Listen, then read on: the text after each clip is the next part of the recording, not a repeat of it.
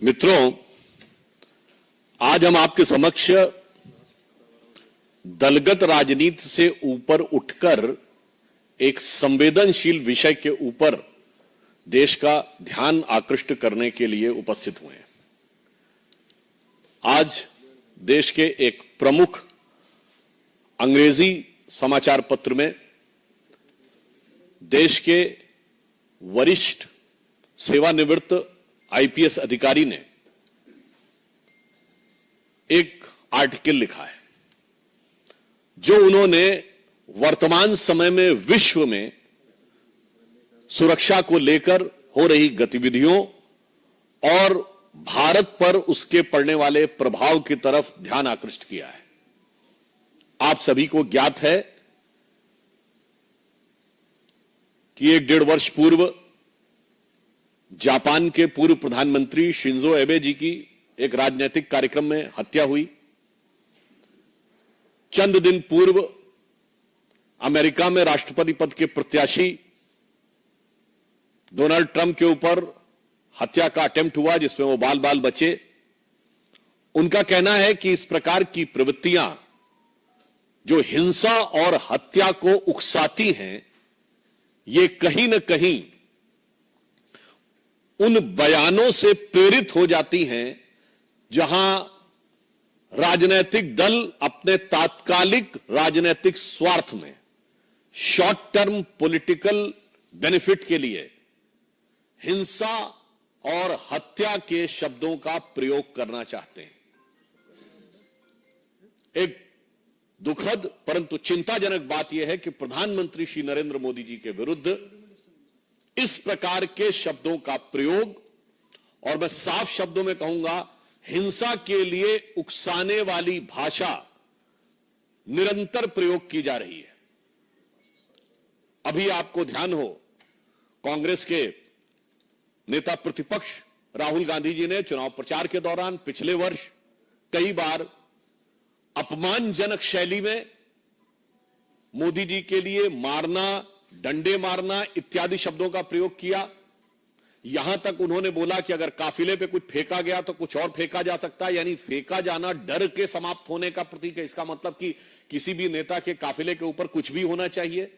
याद करिए कि जिस समय प्रधानमंत्री जी पंजाब के दौरे पे गए थे 2021 में, जिस ढंग से उनके सुरक्षा घेरे को तोड़कर उनकी सुरक्षा के लिए एक बहुत खतरनाक स्थिति का निर्माण किया गया था। और इतना ही नहीं है, हम बहुत साफ शब्दों में कहना चाहेंगे कि मौत और हिंसा जैसे शब्दों का प्रयोग बयानों में नहीं होना चाहिए।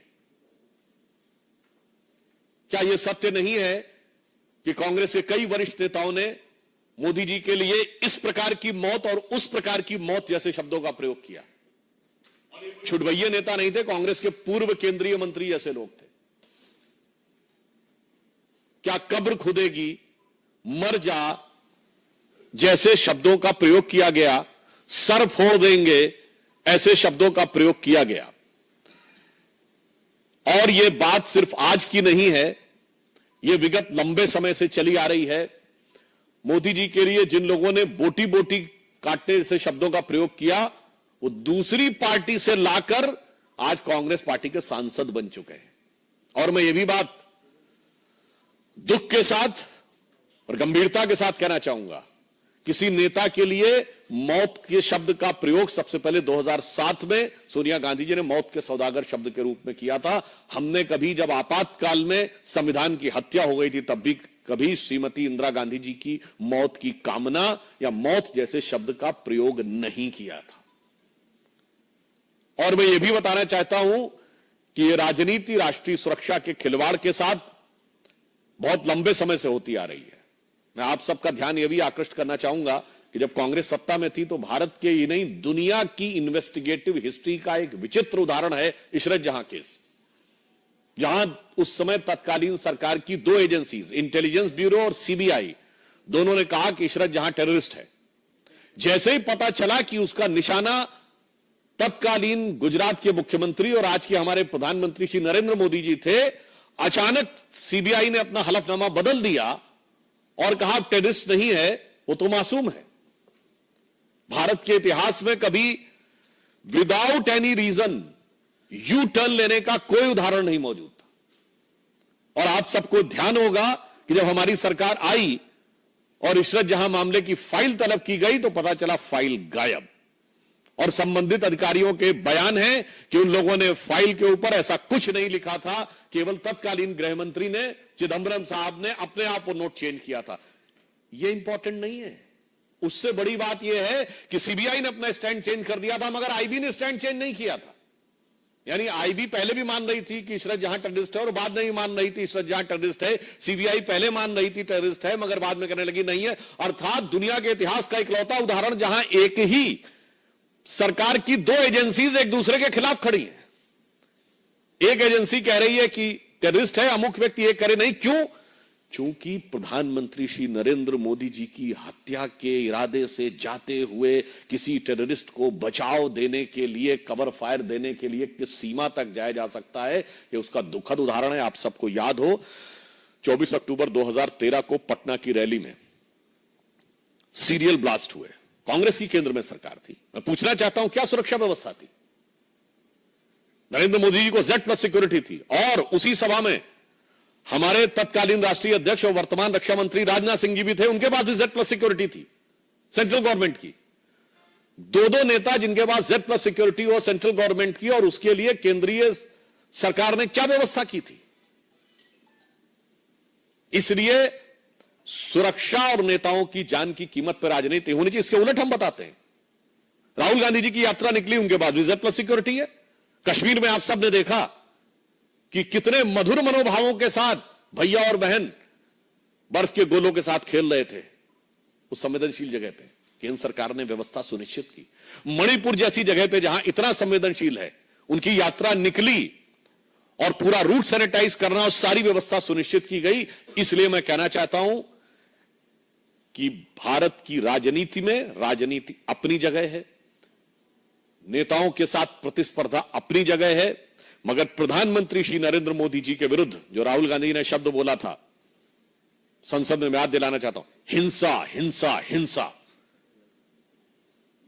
हत्या हत्या हत्या जैसे शब्दों का प्रयोग बंद होना चाहिए। दुनिया में इसके उदाहरण दिख रहे हैं, भारत में इसके परिणाम खतरनाक हो सकते हैं।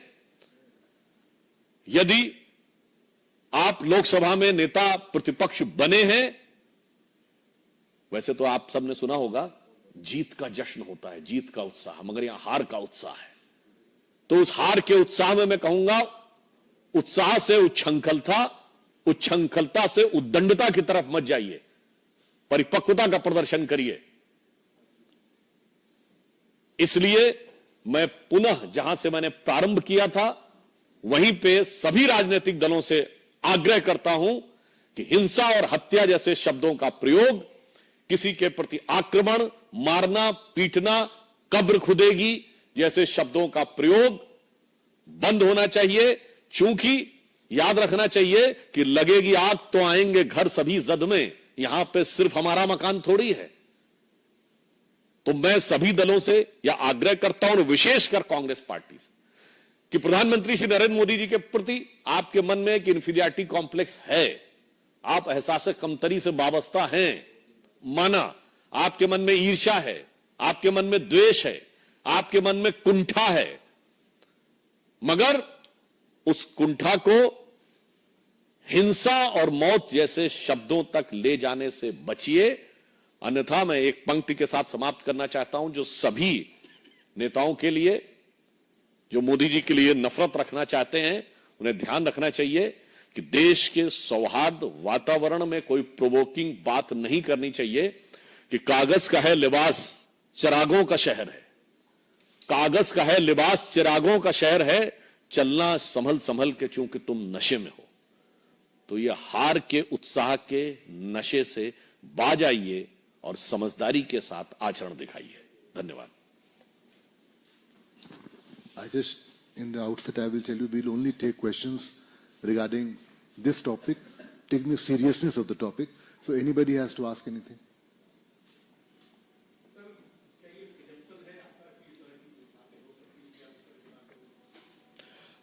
प्रिजम्पशन का विषय यह है कि जब आप इस प्रकार का वातावरण बोलते हैं, मैं पूछना चाहता हूं कि नफरत की दुकान में कौन कौन से जहर बुझे सामान है? ये मोहब्बत की दुकान में ही हत्या और हिंसा शब्द आ रहे हैं। आधा दर्जन हत्या रिलेटेड वर्ड हैं। इसलिए हम ये कहना चाहते हैं कि इस गंभीरता को समझें, और अगर कोई नेता इसको नहीं समझ रहा तो मैं समझता हूं कि वो भारत की राजनीति में नेतृत्व करने के योग्य नहीं है। रविंद्र भाई,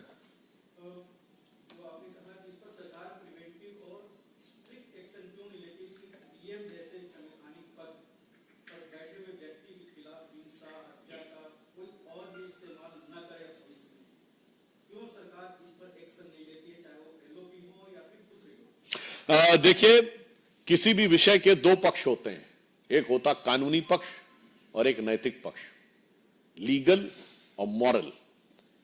हम ये कहना चाहते हैं लीगल स्टेप्स कितने भी आप ले लीजिए, मगर समाज में जो व्यवस्था चलती है वो मॉरल पैराडाइम के बेस के ऊपर चलती है। इसलिए राजनीतिक दलों का उत्तरदायित्व नैतिक आधार पर जवाब देना है। और विशेषकर ये तो जब आप बताते हैं कि इस देश में तो ऐसी घटनाएं पहले कई बार हो चुकी हैं, और वो लोग जब ये बात कहते हैं तो मुझे लगता है छोटी राजनीतिक स्वार्थ के लिए हिंसा को बढ़ावा देने वाली बातें मत करिए।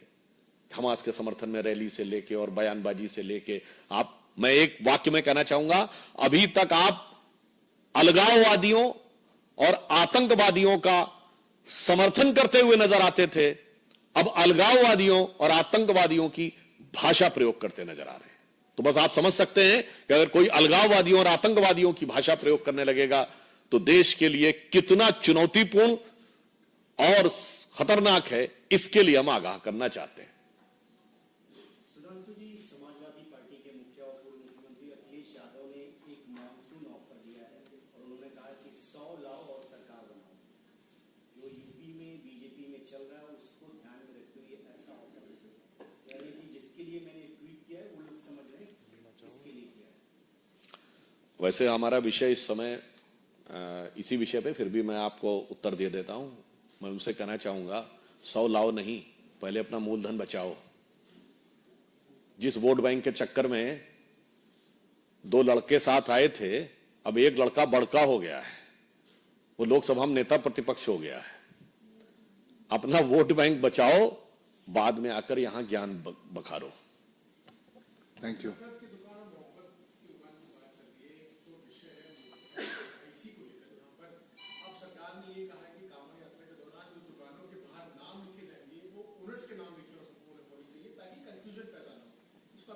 देखिए, ये एक प्रशासनिक विषय है, सुरक्षा और संवेदनशीलता का विषय भी हो सकता है। कहीं पर कोई ऐसी चीज सिक्योरिटी रिलेटेड होती है तो वो सरकार अपने, मगर मुझे एक बात नहीं समझ में आती है, ये पता नहीं क्यों हमारे विरोधी कोई भी विषय होता है वो नाम और पहचान छुपाने वालों के साथ क्यों खड़े हो जाते हैं।